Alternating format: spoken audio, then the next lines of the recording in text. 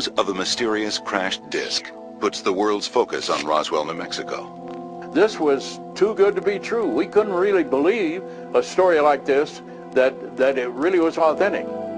But within hours of those first shocking reports comes a flurry of high-level military interest, strange shipments to other air bases, and fear. For people like Major Jesse Marcel, it's the beginning of a conspiracy to cover up what really happened at Roswell. Marcel is ordered to escort the wreckage, first to Fort Worth Army Airfield in Texas, and then onto Wright Airfield in Ohio. Why Wright Field? That's where captured enemy equipment normally went. Wright Air Development Center is there, and they take things apart and find out how they're made. In Hangar 84 at Roswell Army Airfield, the wreckage is boxed up and loaded onto a B-29 airplane. Personnel report seeing a procession of people carrying boxes of strange-looking debris, and something even more ominous, another flight, this one carrying bodies. The bodies were taken to the hospital first, and supposedly then this is where the C-54 was brought, and they loaded up and he flew from here. At about the same time, the local undertaker in Roswell receives a strange call from the base, asking about the availability of child-sized coffins and embalming techniques for bodies left outdoors. Later, he runs into a panicked nurse at the base, who tells him she witnessed an alien autopsy.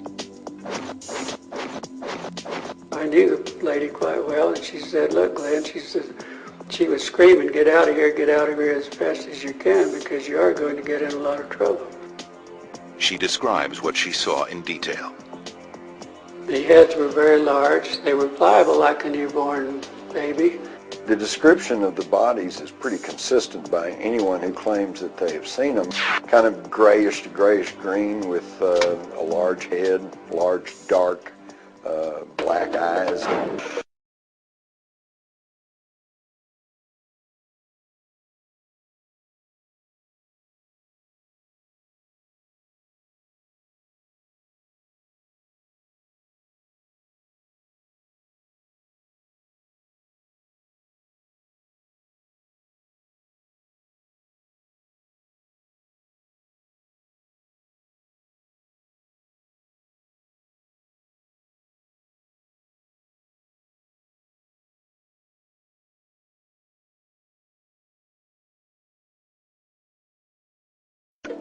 But it's the wreckage that would soon spark charges of a government cover-up.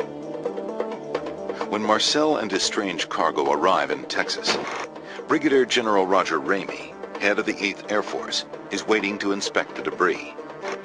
The general asks Marcel to step into a nearby map room to show where it was found. When they return, the debris is gone, allegedly switched with material from what appears to be a common weather balloon. According to Marcel in his last interview, there were some wrapped packages there. He says they hid the debris from the photographers who came in, but what was in the picture was just staged. It was just, you know, it was just the cover story. The press snapped several photos of various officials posing with the debris, including Jesse Marcel.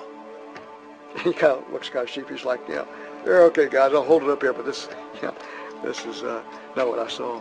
Years later, Stan Friedman believes he's confirmed the cover story when he gets a signed affidavit from the General's Chief of Staff, who says the weather balloon story was to divert the attention of the press.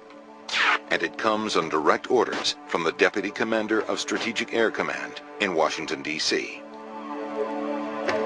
He gave him 3 orders. I want you to send some of that wreckage here today with one of your Colonel Couriers. I want you to get the press off our backs. I don't care how you do it. And I don't want you ever to talk about it again, not even with your buddy Roger Ramey.